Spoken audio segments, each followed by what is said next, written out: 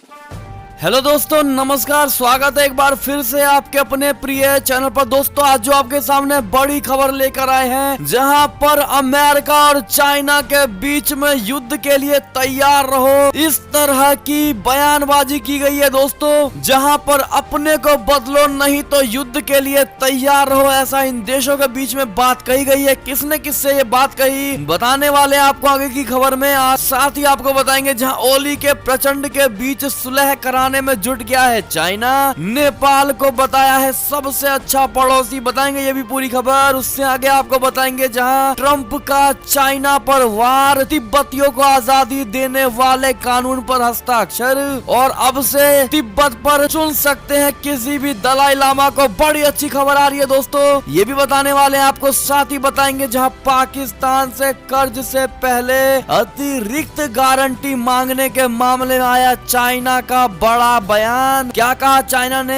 ये भी बताएंगे आपको। उससे आगे बताएंगे, जहां दोस्तों जाते जाते डोनाल्ड ट्रंप ने ले लिया है ऐसा फैसला जिसे जानकर हर भारतीयों को होगा गर्व। साथ ही भारत पाकिस्तान के बीच में युद्ध जैसे हालात बनते हुए नजर आ रहे हैं दोस्तों, और अब इस तरह का एक्शन लिया गया है भारत की तरफ से। वो क्या एक्शन है, इससे भी आपको रूबरू कराएंगे। साथ ही बंगाल चुनाव से जुड़ी बड़ी खबरें और राम मंदिर परियोजनाओं पर इतने करोड़ रुपए का खर्च आने वाला है, हर तरह की बातें आज आपको बताने वाले हैं दोस्तों। तो बने रहिएगा वीडियो के अंत तक। और उससे पहले, अगर आप भी मानते हैं कि मोदी जी हैं तो कुछ भी मुश्किल नहीं, और भारतीय सेना है तो चाइना जैसे देश कभी भी निपटाए जा सकते हैं। तो इस वीडियो को अभी कर दीजिए लाइक, चैनल को कर दीजिए सब्सक्राइब, बेल आइकन दबाइए, साथ ही कमेंट बॉक्स में लिख दीजिएगा जय हिंद। जी हाँ दोस्तों, तब चलते हैं पहली और सबसे बड़ी एक्सक्लूसिव खबर की तरफ, जहां पर ताइवान को लेकर चाइना ने अमेरिका को किया है खबरदार। कहा, अपने को बदलो नहीं तो युद्ध के लिए रहो तैयार। जी हाँ दोस्तों, आपको बता दें, ताइवान को लेकर एक बार फिर चाइना ने अमेरिका को खबरदार किया है। चीनी विदेश मंत्रालय ने सोमवार को अमेरिका को आगाह कर दिया है कि अमेरिका को ताइवान में दखल अंदाजी बंद कर देना चाहिए। सोमवार को अमेरिकी राष्ट्रपति डोनाल्ड ट्रंप ने ताइवान कानून 2020 पर हस्ताक्षर करने के बाद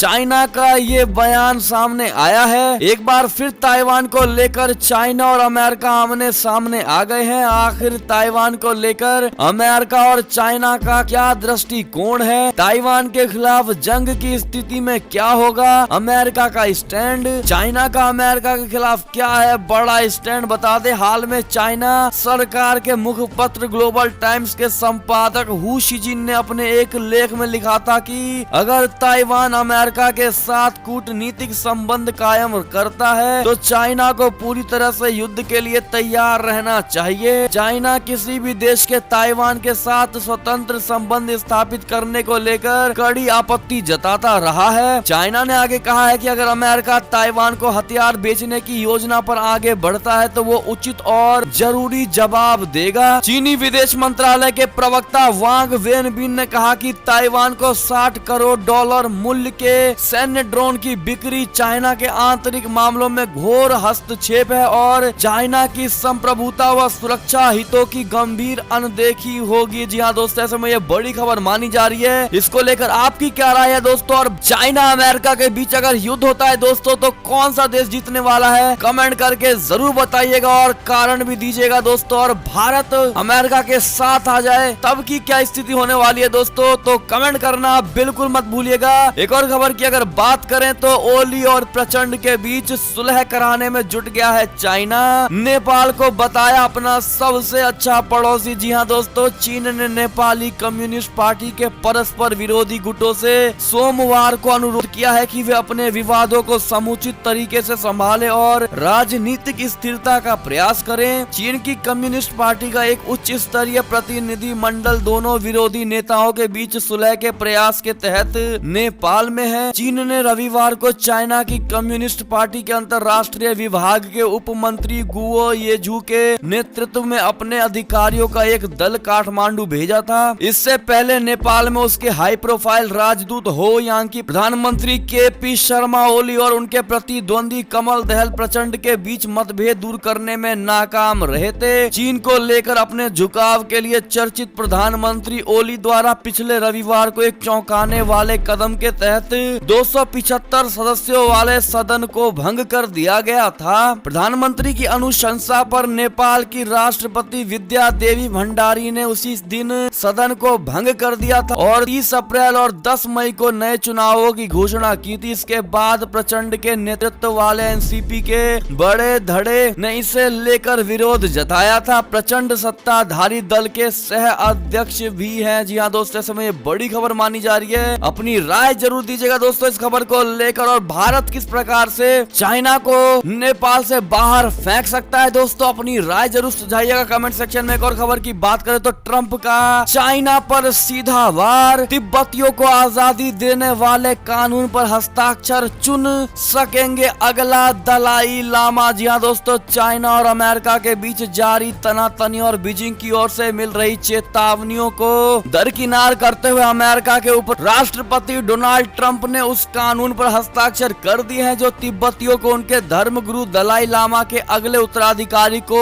चुनने का हक देता है। The Tibet policy and support act को अमेरिकी कांग्रेस ने पिछले हफ्ते से ही पास किया था, जिससे चीन बुरी तरह चिढ़ गया था दोस्तों, और उसके विदेश मंत्रालय ने इस कानून को चाइना के आंतरिक मामलों में दखल अंदाजी की कोशिश बताया था। चाइना के विदेश मंत्रालय के प्रवक्ता वांग वेनबिन ने बीते हफ्ते इस विधेयक के पारित होने के बाद कहा था कि हम अमेरिका से आग्रह करते हैं कि वो चाइना के अंदरूनी मामलों में दखल ना दे और इन नकारात्मक कानूनों पर हस्ताक्षर करने से बचें। ऐसा ना हो कि ये भविष्य में द्विपक्षीय संबंधों को नुकसान पहुंचाया जाए। सोमवार को नए कानून बनने की खबरों के बाद चाइना के विदेश मंत्रालय ने कहा है कि बीजिंग अमेरिका के इस कानून को स्वीकार नहीं करता और तिब्बत से जुड़े मुद्दे हमारे घरेलू मामले हैं। और ऐसे में दोस्तों अमेरिका का तिब्बत को लेकर ये बड़ा कदम और कानून पर हस्ताक्षर को लेकर आपकी क्या राय होने वाली है दोस्तों? कितने ऐसे लोग हैं जो अमेरिका का इस तिब्बत वाले मुद्दे पर समर्थन करते हैं, वो कमेंट करके जरूर बताइएगा दोस्तों। और खबर की बात करें तो पाकिस्तान से कर्ज से पहले अतिरिक्त गारंटी मांगने के मामले में आया चाइना का बड़ा बयान। बता दे, चाइना ने पाकिस्तान की कमजोर आर्थिक स्थिति के मद्देनजर मेन लाइन एक रेलवे लाइन परियोजना के लिए 6 अरब डॉलर कर्ज को मंजूरी देने के पहले उसके अतिरिक्त गारंटी मांगी है। इस परियोजना के जरिए पेशावर से कराची तक 1872 किलोमीटर रेल मार्ग का दोहरीकरण और पटरियों की मरम्मत का काम किया जाना है। चाइना ने इस रिपोर्ट को बेबुनियाद बताया है। चाइना के विदेश मंत्रालय के प्रवक्ता झाओ लिजियान ने इस रिपोर्ट को भी खारिज कर दिया है कि पाकिस्तान में बढ़ते भ्रष्टाचार और आतंकवादी हमलों के कारण चीन 60 अरब डॉलर की CPEC चीन पाकिस्तान आर्थिक गलियारा परियोजना को लेकर आरंभिक वित्तीय प्रतिबद्धता से पीछे हट रहा है। झाओ ने यहाँ संवाददाता सम्मेलन में इन रिपोर्टों को आधारहीन और बेबुनियाद बताया। उन्होंने आगे कहा कि वैश्विक आर्थिक मंदी के बावजूद चाइना का CPEC समेत BRI belt and road initiative को लेकर योगदान घटने के बजाय और बढ़ ही गया है। प्रवक्ता ने आगे कहा कि पहली 3 तिमाहियों में चाइना का BRI से जुड़े देशों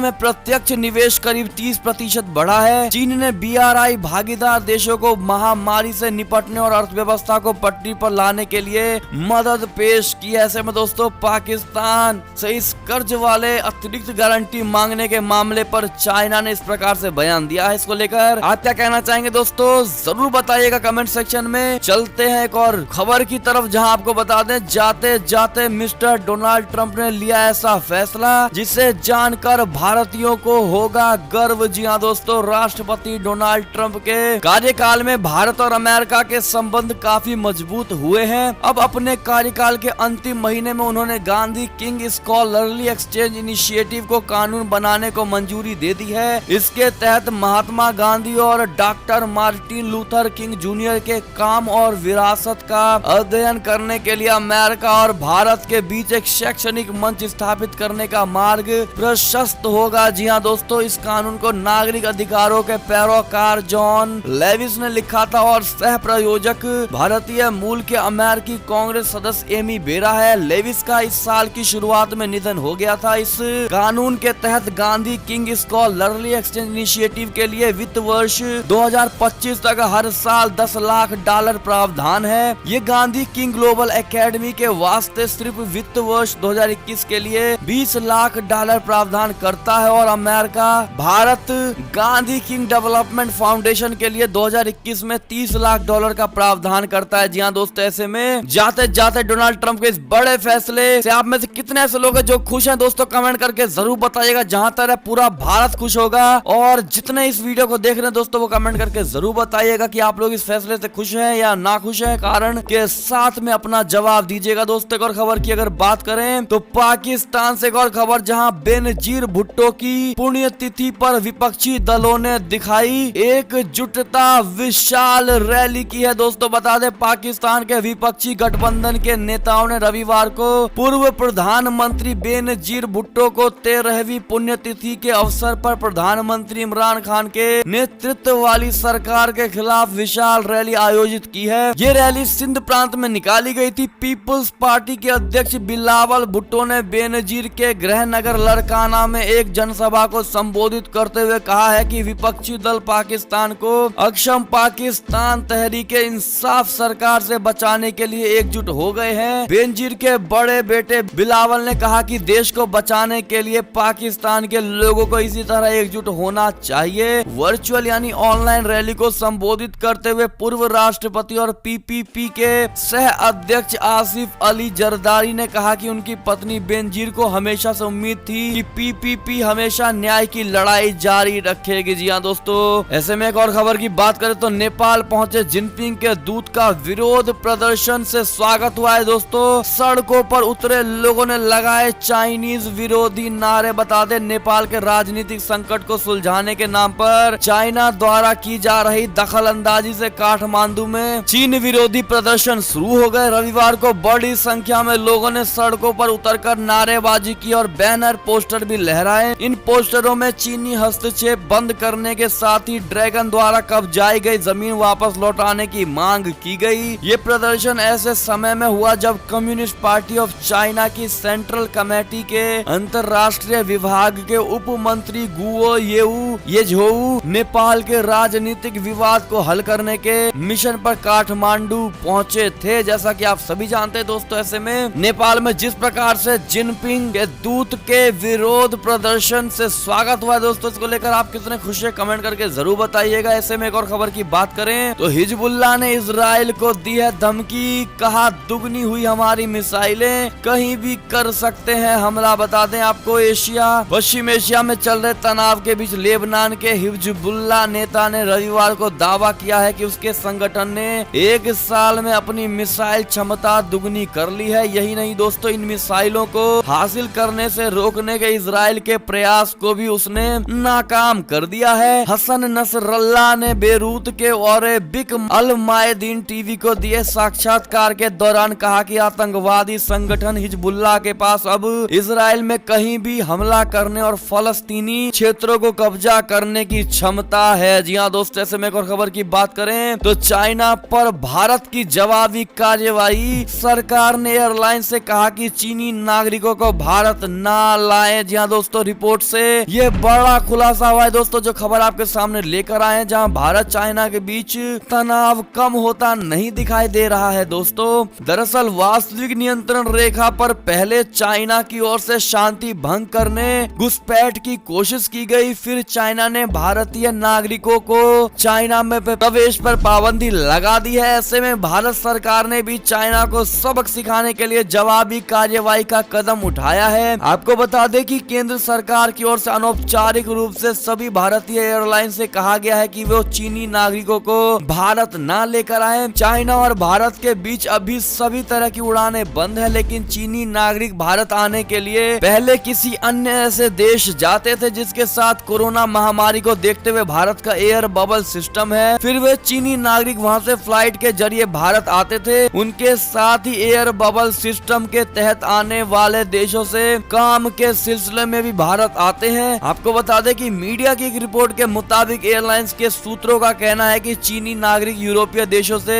भारत आते हैं। इन देशों को भारत के साथ एयर बबल सिस्टम है। जी हाँ दोस्तों, ऐसे में आपकी क्या राय होने वाली है? और भारत ने जिस प्रकार से ये फैसला लिया है दोस्तों कि चाइनीज किसी भी नागरिकों को भारत ना आने दिया जाना चाहिए, क्या ये स्टेप सही है भारत सरकार का, हाँ या ना? तो 0 से 100% में एक अंक जरूर दीजिएगा दोस्तों। देखते हैं कितना समर्थन करते हैं आप भारत सरकार के इस बड़े फैसले का चाइना के खिलाफ। एक और खबर की बात करें दोस्तों तो सियाचिन कश्मीर पर मरियम नवाज ने पाकिस्तानी सेना को याद दिलाई उनकी हार, जिसको लेकर मच गया पाकिस्तान में बवाल। बता दे पाकिस्तान में इमरान खान को उखाड़ फेंकने के लिए एकजुट विपक्ष लगातार बड़ी बड़ी रैलियां कर रहा है। इस रैलियों में लाखों की संख्या में लोगों के पहुंचने के कारण इमरान खान की नींद उड़ी हुई है। उधर रविवार को सिंध प्रांत के लड़काना में पाकिस्तान डेमोक्रेटिक मूवमेंट यानी पीडीएम की रैली में बिलावल भुट्टो और मरियम नवाज ने पाकिस्तानी सेना और इमरान खान पर जमकर निशाना साधा। मरियम नवाज ने तो कश्मीर और सियाचिन में मिली हार को लेकर पाकिस्तानी सेना की जमकर बखिया उधेड़ी है। जी हाँ दोस्तों, ऐसे में एक और खबर की बात करें तो फिलीपींस के राष्ट्रपति डुटेर्टे की अमेरिका को धमकी, कहा वैक्सीन नहीं मिली तो रद्द हो जाएगा सैन्य समझौता। बता दे कोरोना वैक्सीन को लेकर अब धमकियों का खेल भी शुरू हो गया है दोस्तों। आपको बता दे कि फिलीपींस के राष्ट्रपति रोड्रिगो दुतेर्ते ने अमेरिका को धमकी देते हुए कहा है कि यदि यूएस द्वारा वैक्सीन उपलब्ध नहीं कराई गई तो दोनों देशों के बीच सैन्य समझौता रद्द कर दिया जाएगा। दुतेर्ते ने कहा आगे कि अगर कोरोना से जंग में अमेरिका हमें जल्द वैक्सीन मुहैया नहीं कराता तो हम विजिटिंग फोर्सेस एग्रीमेंट को रद्द करने की दिशा में आगे बढ़ने को मजबूर हो जाएंगे। जी हाँ दोस्तों, आपको बता दें कि फिलीपींस के राष्ट्रपति रोड्रिगो दुतेर्ते ने बेहद तल्ख लहजे में कहा कि अमेरिका के साथ सैन्य समझौता रद्द होने की कगार पर है। यदि यूएस ने 20 मिलियन वैक्सीन जल्द उपलब्ध नहीं कराई तो अमेरिकी सेना का फिलीपींस छोड़ना ही होगा। जी हाँ दोस्तों, ऐसे में आपकी क्या राय होने वाली है कमेंट करके जरूर बताइएगा। क्या अमेरिका फिलीपींस के इस धमकी से डर जाएगा दोस्तों, हाँ या ना, कमेंट करके जरूर बताइएगा। एक और खबर की बात करें तो चीनी दुस्साहस के बाद 2020 में भारत ने विदेश नीति को किया मजबूत, ऐसे किया दुनिया को अपने हित में। बता दे भारत ने 2020 में अपनी विदेश नीति को और मजबूत बनाने की दिशा में काफी सक्रियता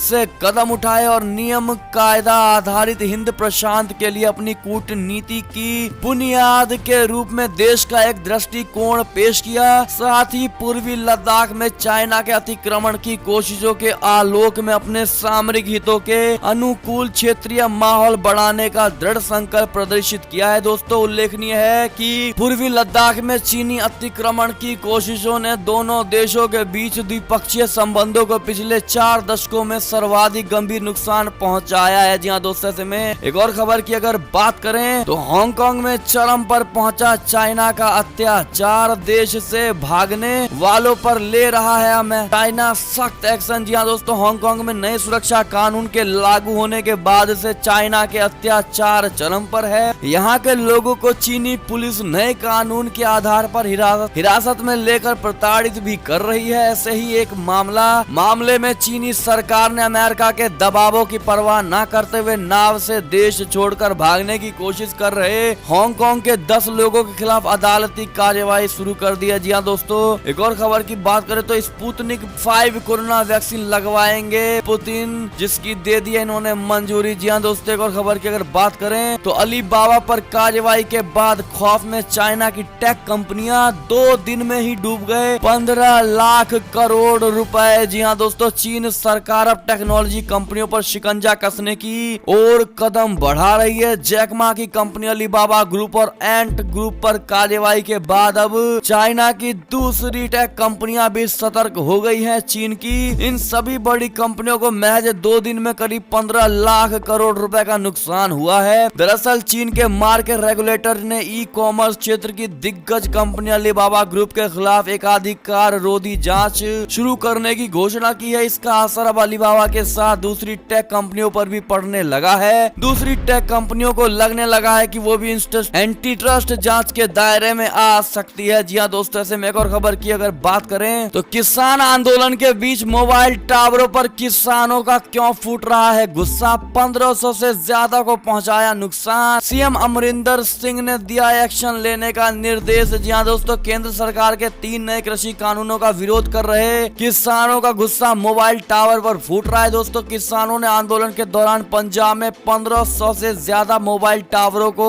नुकसान पहुंचाया है। सूत्रों का कहना है कि इसकी वजह से कई इलाकों में सेवाएं भी बाधित रेस्ट्रिक्टेड कर दी गई हैं। किसानों उन्होंने आंदोलन के दौरान बिजनेसमैन और रिलायंस जियो के मालिक मुकेश अंबानी और कारोबारी गौतम अडानी पर विभिन्न आरोप लगाए हैं। जी हाँ दोस्तों, ऐसे में आपकी क्या राय है? क्या किसानों की तरफ से इस तरह की हिंसा जायज है दोस्तों, हाँ या ना? या फिर ये लोग किसान के रूप में आतंकवादी है? कमेंट करके जरूर बताइएगा, देखते हैं क्या कहते हैं आप लोग। ऐसे में एक और खबर की बात करें तो प्रधानमंत्री मोदी ने गिनाए किसान रेल के फायदे, कहा हमारी स्पष्ट नियत है साफ। बता दे, दिल्ली की सीमा पर नए कृषि कानूनों के खिलाफ चल रहे किसान आंदोलन को 1 महीने से ज्यादा का वक्त बीत चुका है दोस्तों। किसान अपनी मांग पर अभी भी अड़े हुए हैं। किसानों और सरकार के बीच अगले दौर की तारीख भी सामने आ चुकी है। इसी बीच प्रधानमंत्री मोदी ने 100वीं किसान रैली को हरी झंडी दिखाकर रवाना किया। जी हाँ दोस्तों, ऐसे में एक और खबर की अगर बात करें तो महिलाओं को निशाना बनाना कायरता है, पत्नी को ईडी का समन मिलने पर भड़के संजय राउत। जी हाँ दोस्तों, एक और खबर की बात करें तो सीएम योगी आदित्यनाथ के ड्रीम प्रोजेक्ट को केंद्र सरकार की मिल गई है मंजूरी, जहां 5,850 करोड़ से बनेगा green field mega leather park. जी हाँ दोस्तों, कभी पूरब का मैनचेस्टर कहे जाने वाला कानपुर शहर मुख्यमंत्री योगी आदित्यनाथ के प्रयास से एक बार फिर विश्व के मानचित्र पर एक औद्योगिक शहर के रूप में मजबूत